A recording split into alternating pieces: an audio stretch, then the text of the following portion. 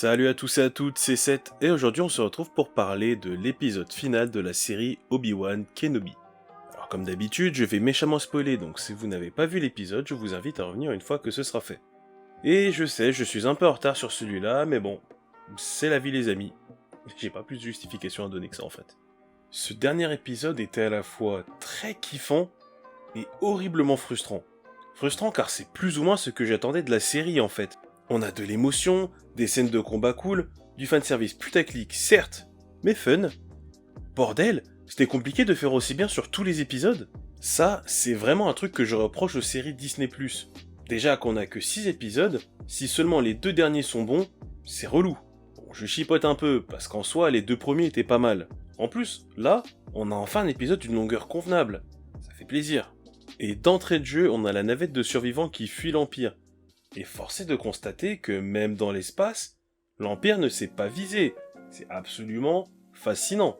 Avec un destroyer, il galère à abattre un petit vaisseau.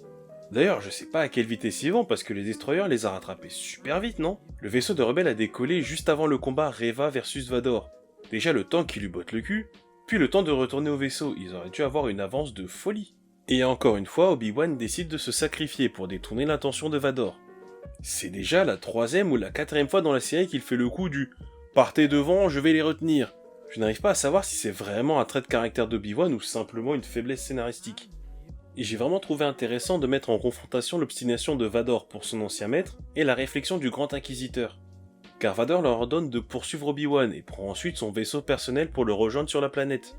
Si Vador avait un minimum réfléchi, il aurait laissé ses hommes poursuivre les rebelles et serait parti sur son vaisseau de son côté.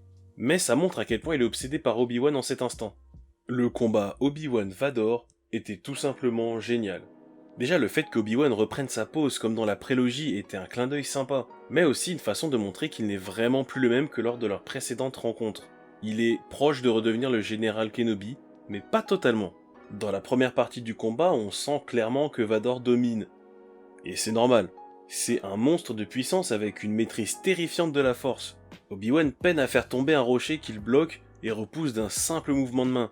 Vador fait d'ailleurs preuve d'une grande violence et d'une inventivité dans son utilisation de la force que j'ai trouvé assez cool. Ça fait du bien de voir autre chose que deux boucs qui se poussent avec la force.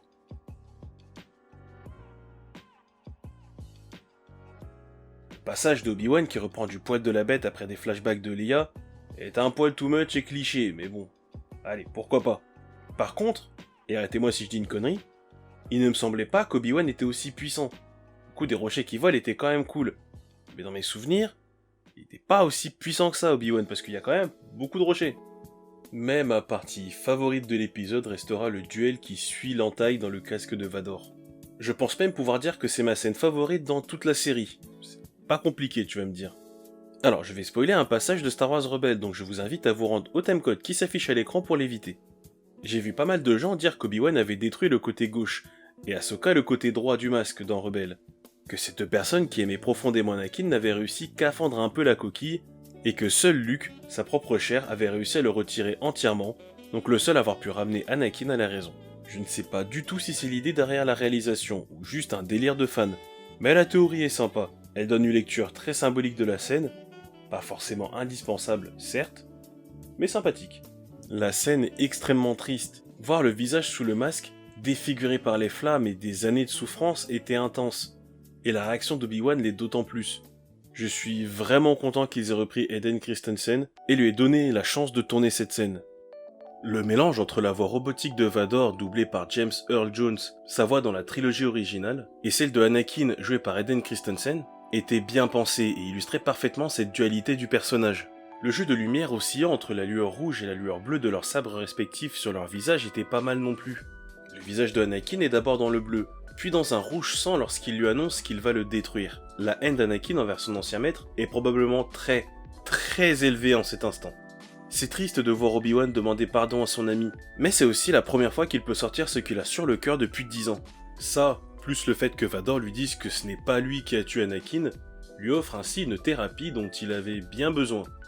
Réaliser qu'Anakin n'existe vraiment plus et qu'il n'y a plus de marche arrière possible lui permet de trouver une sorte de paix, on va dire ça comme ça. On comprend d'ailleurs mieux pourquoi il explique à Luke qu'un Jedi qui a mal tourné a tué son père, parce que ce sont littéralement les mots d'Anakin.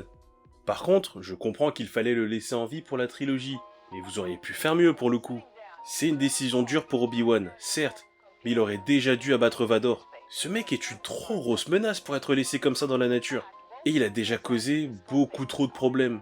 J'aurais presque préféré que quelqu'un sauve Vador plutôt que juste Obi-Wan qui tourne les talons en mode « Bye bitch, c'est plus mon problème !» Passons à la storyline de Reva qui ne m'amusait pas, mais vraiment pas du tout dans les premiers épisodes. Par la suite, j'ai bien aimé son petit arc narratif à partir du moment où on apprend qui elle est et quel est son objectif.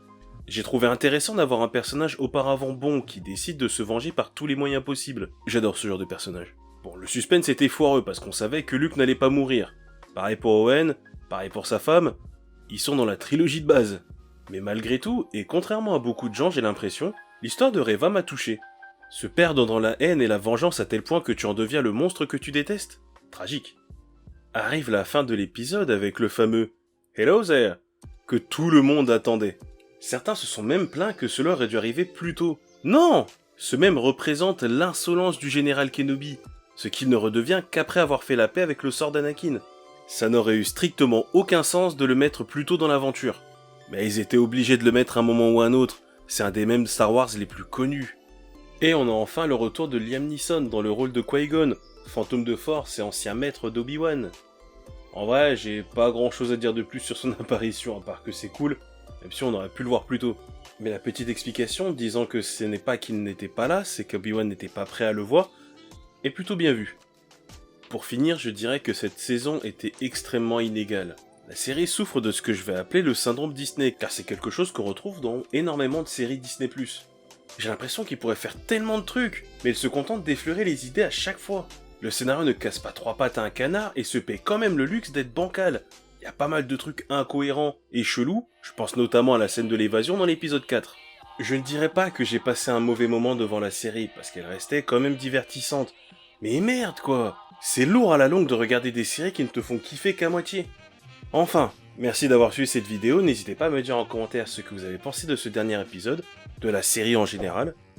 Mettez un pouce en l'air, n'oubliez pas d'activer la cloche lorsque vous vous abonnez, vous recevrez une notification lors des prochaines sorties de vidéos. Vous pouvez également me rejoindre sur Twitter, je poste régulièrement des trucs en lien avec l'actualité geek. Et je vous dis à la semaine prochaine pour une nouvelle vidéo. Ciao les geeks!